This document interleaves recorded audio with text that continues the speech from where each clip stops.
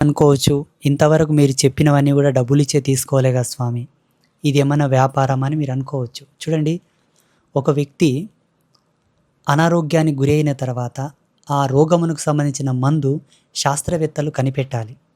శాస్త్రవేత్తలు ఆ రోగానికి, ఆ వైరస్కు సంబంధించిన ఆ ఔషధాన్ని కనిపెట్టి పరిశోధించి అది మన మీద ఇంప్లిమెంట్ చేసి ప్రయోగించి సక్సెస్ అయిన తర్వాత మార్కెట్లో ఇస్తాడు. ఇన్ని అవస్థల తర్వాత మనకిచ్చిన మందుని ఫ్రీగా ఇవ్వాలని అడిగితే ఇస్తారేమో, కానీ ఇన్ని అవస్థల్లో దాన్ని తయారు చేసి, మార్పు చేసి, రీసెర్చ్ చేసి ఇచ్చిన దానికి వాళ్ళకేం పని పాట ఉండదా? అదేమైనా టైం పాసా? మన రోగాన్ని గుర్తించి వాళ్ళు కనిపెట్టి మనకిచ్చిన దాన్ని కూడా ఫ్రీగా అడగడం ధర్మమేనా? అడగకూడదు. కనీసమైన వేతనం ఇచ్చి తీసుకోవడమే శుభప్రదం, యశోప్రదం. ఎందుకంటే కాంచాణం పెట్టందే కర్మశుద్ధి కాదంటారు. ఏదో ఇవ్వందే మనం రాలేము, ఉచితంగా మనం కూడా రాలేదు, ఈ జగత్తే ఉచితంగా రాలేదు. కాబట్టి వ్యాపారం అని మీరు చూడకూడదు. దేని ద్వారా సమాజం నష్టమై, లాస్ అయి, నాశనం అయిపోతుందో అవి వ్యాపారాలు. డ్రగ్స్ కానీ, గాంజాయి కానీ, తంబాకు కానీ, సిగరెట్లు కానీ, వైన్స్ కానీ, ఈ మత్తు పదార్థాలు కానీ, ఈ కల్తీ మాఫియా ఉంది సొసైటీలో. ఇవి వ్యాపారాలు. కేవలం డబ్బు కోసమే మానవునికి అనుబంధమే లేనివి, అవసరమే లేని ప్రవేశపెట్టి మనుషుల యొక్క జీవితాలతో ఆట ఆడుకుంటున్న వ్యాపారాలు. అలా ఒక డాక్టరు శారీరక రుగ్మతలను, రోగం యొక్క మూలాన్ని అనుసరించి ఔషధాలు కనిపెట్టినట్లనే మనుష్య జన్మ ధర్మాన్ని అనుసరించి మానసికమైనటువంటి మనిషి యొక్క యాతనను బట్టి ఏగేటోనికి తెలుస్తుంది ఆ పరిస్థితి ఏందనేది. ఎంతోమంది పీఠానికి వచ్చి చెప్తూ ఉంటారు, మాకు ఈ సమస్య ఉంది, ఆ సమస్య ఉందని. వీటన్నిటికీ మెడికల్ రిఫరెన్సెస్ లేవు, అనుభవించేవానికి తెలుస్తుంది. అలా చూసిన తర్వాత మేము అనుభవంతో కనిపెట్టినటువంటి దివ్యమైనటువంటి భగవత్ సాన్నిధ్యంలో మేము పరిపూర్ణంగా దర్శించినటువంటి వస్తువులు అవి. మనసుండి నమ్మకం ఉన్నవాళ్ళు తీసుకోవచ్చు. ఇదంతా వ్యాపారం కాదు, మీకోసం మేము దర్శించి ఇచ్చాం అంతే తప్ప డబ్బు మీద వ్యామోహంతో కాదు. ఇవన్నీ ఇట్లా ఆకాశంలోంచి ఊడిపడి భూమిలో నుంచి ప్రత్యక్షమై ఉంటే ఆ కాస్త కూడా తీసుకునకుండా ఉండేవాళ్ళం. కానీ ప్రతిదీ మేము తీసుకొచ్చి దాన్ని రీప్రొడక్టింగ్ చేసి, దాంట్లో పూజలు చేసి, దాంట్లో మహిమని నింపి, దానికి సంబంధించిన శుద్ధి చేసి, అర్చన, అభిషేకము, హోమము చేసి పెట్టాలి. కాబట్టి ఇదంతా ఒక ప్రోగ్రెసింగ్. కాబట్టి దానికి సంబంధించిందే వాళ్ళు తీసుకుంటారు. మీకు మనసు ఉంటేనే, ఇష్టం ఉంటేనే చెల్లించి తీసుకోండి. ఏమి చెల్లించుకోకుండా ఉచితంగా ఏమి ఇవ్వరా? తప్పకుండా ఇస్తాం. ఏంటంటే ముగ్గురమ్మల స్వరూపమైనటువంటి ఈ 3 బొట్లు కలిపిన ఒక సెట్: పసుపు, భస్మం, కుంకుమ, లక్ష్మి, సరస్వతి, కాళి. ఇవి చక్కగా ప్రతిరోజు కుంకుమ బొట్టు పెట్టుకోండి. ఈ భస్మం నొప్పులున్న ప్రదేశంలో రాసుకోండి, బొట్టు పెట్టుకోండి. ఈ పసుపు నీళ్ళలో కలిపి ఇల్లంతా చల్లుకోండి, కడపలు కడుక్కోండి, ఇంట్లో ప్రోక్షణ చేసుకోండి, వాహనాల మీద చల్లుకోండి, లేకపోతే మీ లిటికేషన్ ల్యాండ్స్ ఉంటే ల్యాండ్స్ మీద చల్లుకోండి. ఇది ఉచితంగానే మీకు అక్కడ ఇస్తారు, అడిగి తీసుకోవచ్చు.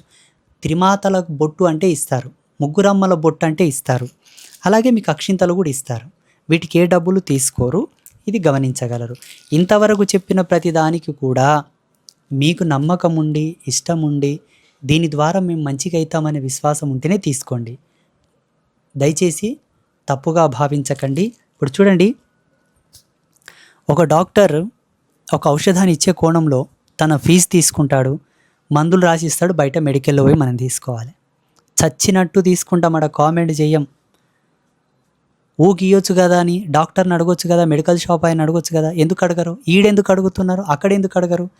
దానికి బయోలాజికల్ ప్రూఫ్స్ ఉంటాయి కదా స్వామి, సైంటిఫికల్ ప్రూఫ్ అండ్ సర్టిఫికేట్ ఉంటుంది కదా, ఔషధం యొక్క ప్రమాణం ఉంటుంది, దాని యొక్క పని తీరు కూడా దాని మీద మెన్షన్ చేసి ఉంటారు కదా.